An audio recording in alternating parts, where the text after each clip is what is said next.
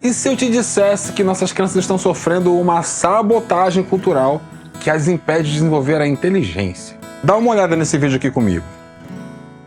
Só para vocês terem uma ideia, se você fizer um teste de QI e tentar determinar o número de pessoas, faz um teste de QI, da famosa curva de Gauss. O que mostra isso? Que umas poucas pessoas têm QI, deixa eu colocar aqui, tem um QI muito baixo. Umas poucas pessoas têm um QI muito alto. Normalmente essas estão em instituições e essas estão nos Estados Unidos. Em terra de cego, quem tem um olho emigra. Agora, a maioria está em torno do QI 100. Foi feito um teste de QI na população inglesa. QI médio dos ingleses é 100. Tradução, os ingleses são normais. Foi feito um teste de QI na população do Japão. QI médio 113. Muito acima da média. E vocês dois, por favor, tirem esse sorriso dos lábios, que é só japonês do Japão, viu? Que... Os dois... Agora, foi feito no Brasil, QI médio, 87.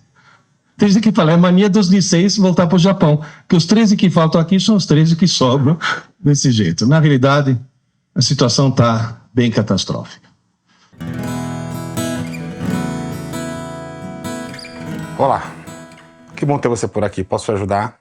Você sabia o quão mal estamos em termos de educação formal no Brasil? É para indignar, não?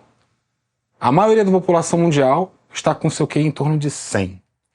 Mas nossa população não está mais com seu QI médio em 87, porque esse vídeo foi da década de 2010.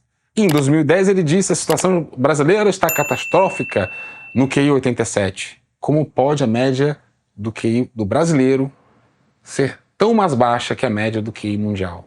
Isso pode ficar pior. Segundo os cientistas Richard Lynn e David Becker, no livro The Intelligence of Nations, a inteligência das nações em tradução livre, de 2019, a média do QI do brasileiro seria em torno de 83 pontos. Isso em 2019. É possível que agora, em 2024, essa média esteja ainda mais baixa. Você não sabe o que isso significa? Então vamos por partes. O que é esse tal de teste de QI, como ele é feito? O teste de QI é geralmente administrado individualmente por um profissional qualificado, como um psicólogo ou um educador. Ele pode ser realizado em um ambiente de consultório, escola ou em outros locais apropriados para garantir um ambiente tranquilo, livre de distrações. As avaliações consistem em uma série de subtestes ou sessões, cada um projetado para avaliar uma habilidade ou um aspecto específico da inteligência. Os subtestes podem variar dependendo do teste específico usado, mas geralmente inclui questões de diferentes tipos, como o raciocínio verbal. Aqui pode incluir questões de sinônimos, antônimos, analogias, compreensão de leitura, resolução de problemas relacionados à linguagem. Raciocínio matemático envolve perguntas que avaliam habilidades matemáticas, como cálculos, resolução de problemas aritméticos, a lógica matemática. Compreensão visual espacial, para testar a capacidade de interpretar informações visuais, como resolver quebra-cabeças espaciais, padrões e reconhecimento de figuras. Memória, para avaliar a capacidade de lembrar informações após um período de tempo. E raciocínio lógico, inclui perguntas que desafiam a capacidade de dedução, identificar padrões, resolução de problemas lógicos. A maioria dos testes de QI é cronometrada, o que significa que os participantes têm um tempo limitado para completar cada subteste. Isso é feito para avaliar não apenas a precisão das respostas, mas a velocidade também do processamento cognitivo. As respostas corretas em cada subteste são pontuadas e, em seguida, somadas para obter uma pontuação total.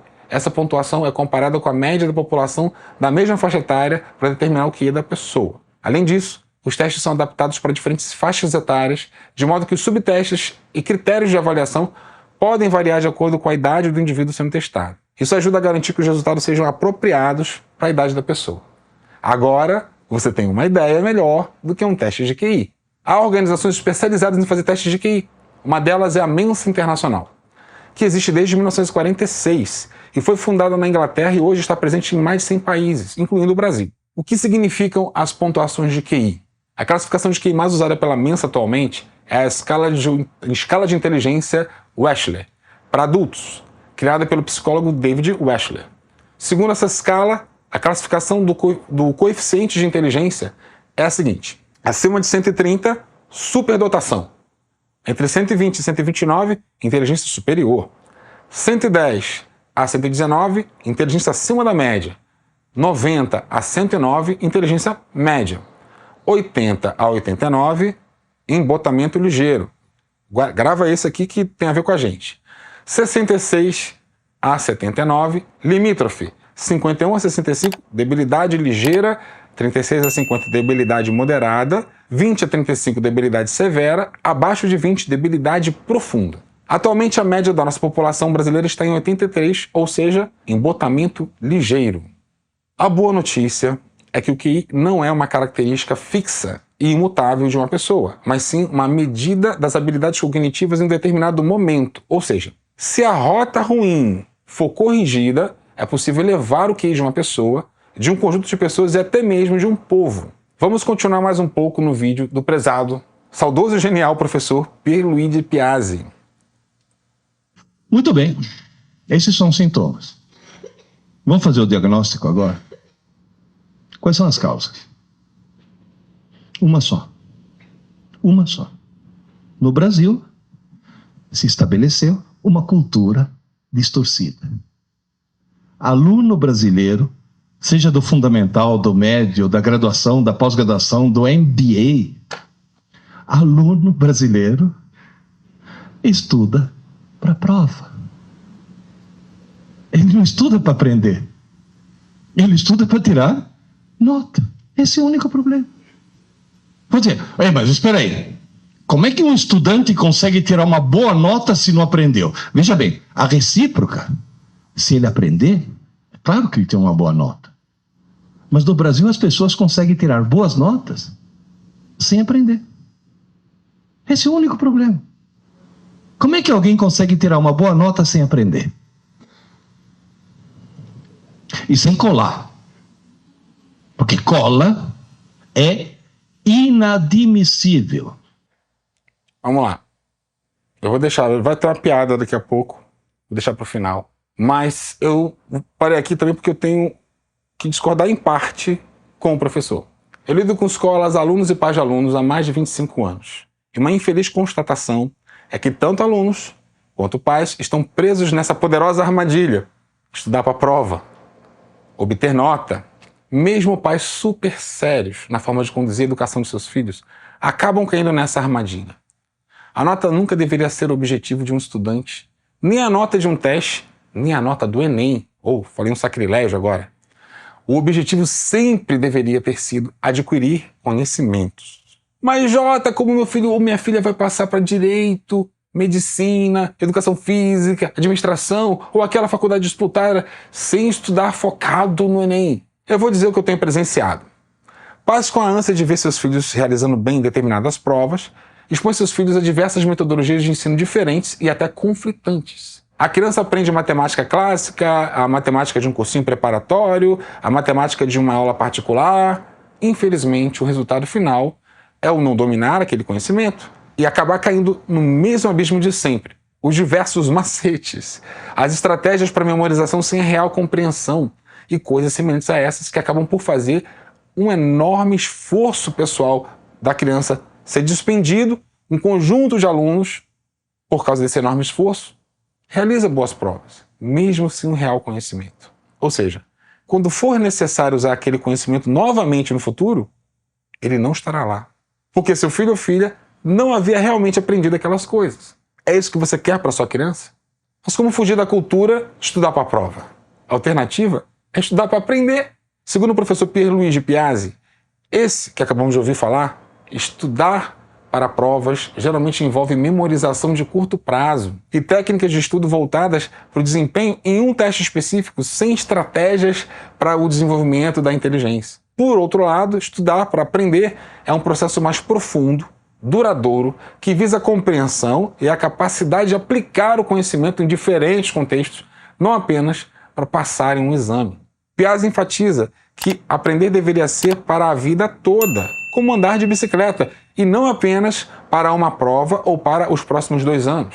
Ele acreditava que para reter bem o conteúdo, não se deve forçar demais a barra para o cérebro, sugerindo que o aprendizado deve ser um processo natural, paulatino e contínuo.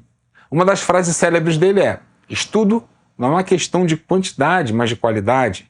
Você não deve estudar mais, você deve estudar melhor. Além disso, ele destacava que estudar é um ato solitário, individual e ativo, onde escrever à mão os pontos principais do que se está estudando é crucial para o aprendizado efetivo. O aprendizado, segundo Piaget, não acontece durante as aulas, pois o professor não ensina, apenas explica. Nesse momento, os alunos simplesmente entendem as teorias e conceitos. Ele dizia: na aula você não aprende, você entende.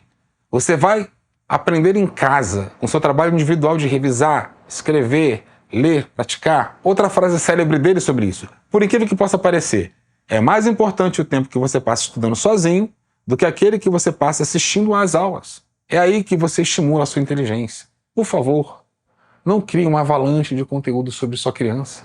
Por favor, não a faça realizar um enorme conjunto de aulas extras. Qualidade é melhor que quantidade. Voltando para o exemplo que dei na matemática. No lugar de 3 processos diferentes, eleja um que permita que a sua criança percorra aquele método da forma mais plena possível. Mas eu tenho que discordar de nosso querido Piaget, quando ele disse que apenas um problema causava essa situação caótica em nosso povo, dessa redução da inteligência. Nós temos um ambiente educacional que desfavorece o aprendizado. Quando eu era aluno, rapidamente aprendi que levantar a mão para fazer uma pergunta na sala era sinônimo de chamar para mim a ira de alguns colegas da turma. As vezes que fiz isso foram se tornando cada vez mais raras, até eu me voltar apenas para os livros e para o meu pai quando tinha alguma dúvida. Pessoas com uma inteligência acima da média, como Rafael Rocha, que compartilhou sua história numa reportagem no ano passado no G1, costumam sofrer muito com a violência sistemática, apenas por ter uma inteligência acima da média. Isso é bastante comum.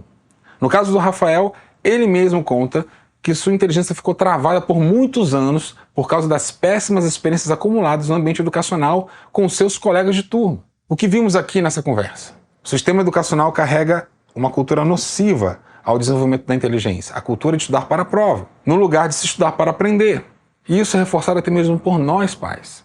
Vimos que o ambiente educacional não é propício para as crianças com mais interesse em aprender. Por vezes elas sofrem intimidação de seus colegas por se destacarem por suas perguntas ou desempenho, e isso as desestimula a desenvolver sua inteligência. O resultado é vermos que as pessoas nascidas mais recentemente apresentam, em média, pontuações de QI mais baixas em comparação com as gerações anteriores. Então, que tal fazermos um caminho diferente para nossos filhos e netos? Que tal darmos um basta nessa cultura de mediocridade em nossos ambientes educacionais? Que tal tornarmos os ambientes educacionais livres da intimidação? Que tal pararmos de focar e de instigarmos nossos filhos a focar em provas e ajudá-los a focar em aprender? Se seu filho está numa escola que, ao pegar um aluno colando, tira a prova e dá 0, a escola não presta. Porque se pegar um aluno colando, tem que expulsar da escola, não dar 0. O cara quebrou um código de honra. Se você deixar uma criança desse tamanho colar, quando crescer, vira o quê? Ministro. Nos vemos nos próximos vídeos.